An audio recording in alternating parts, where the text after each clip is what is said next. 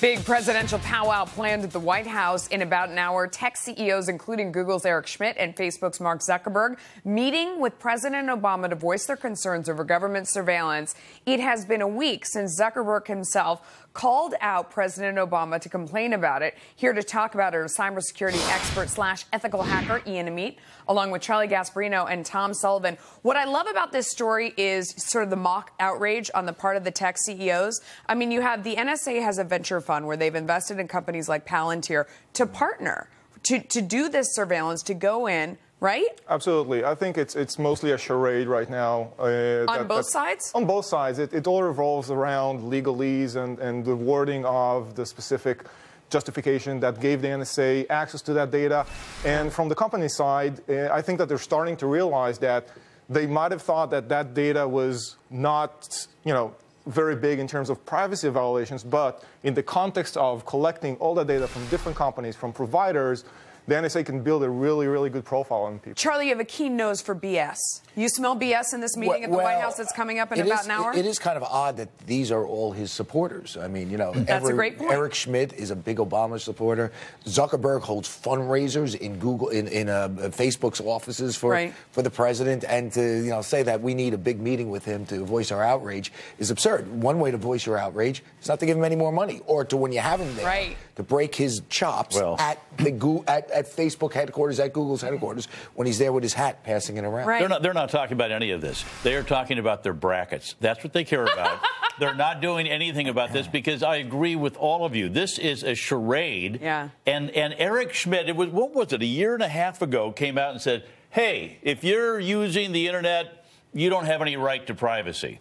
And so they're all completely shredding the Fourth Amendment, which is, search and seizure, privacy, probable cause. They don't care about. Have they given it away? Are you shaking your head? Does anyone care about that in the tech world?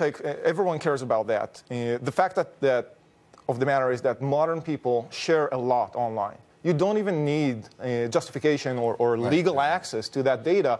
I mean, we do that in my workplace, and I'm active for companies. It goes beyond that. It goes beyond that. We are talking about companies. It wasn't that long ago that RSA was accused of specifically creating a backdoor to let the government in to look at their customers. But here's why the tech world is more complicit than the public knows. And here's why this is so dangerous. And tech reporters, I believe tech reporters are among the worst reporters out there. They are completely bought out. Don't mince words, Charlie. You can just see them on Twitter. I know a lot of them. They trade access for favorite coverage. And here's where the reality is. This story really is a public relations play.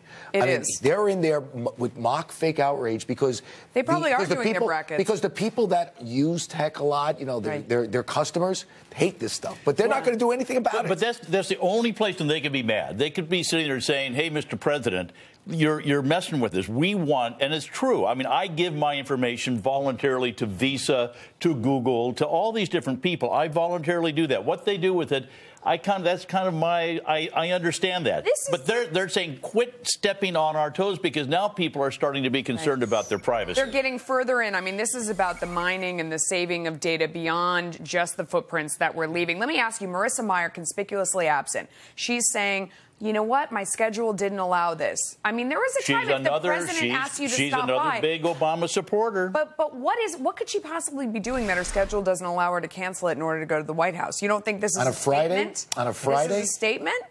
I think she doesn't care about basketball. She doesn't care about something, and that's the statement she's making by not going. What is it that she doesn't care about? A lot of there was this thing among other CEOs used to call Obama the 4 L's: comes late, leaves early, lectures, doesn't listen. Okay. Yeah. And I think there is an issue with President Obama and corporate America where even his supporters believe. So you think she said, I'm not going to be a part of this? Like I said, the 4 L's is what banking CEOs and other corporate CEOs said. She might be in the same camp. She might be supporting him, but she just may think he's, it's a waste of time. I'm not going to take time out of my day to go to the White House and be lectured about something that's like a lot of Democrats.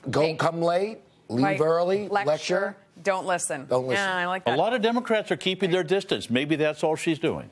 Thank you. All three of you. Appreciate it. Before we move on.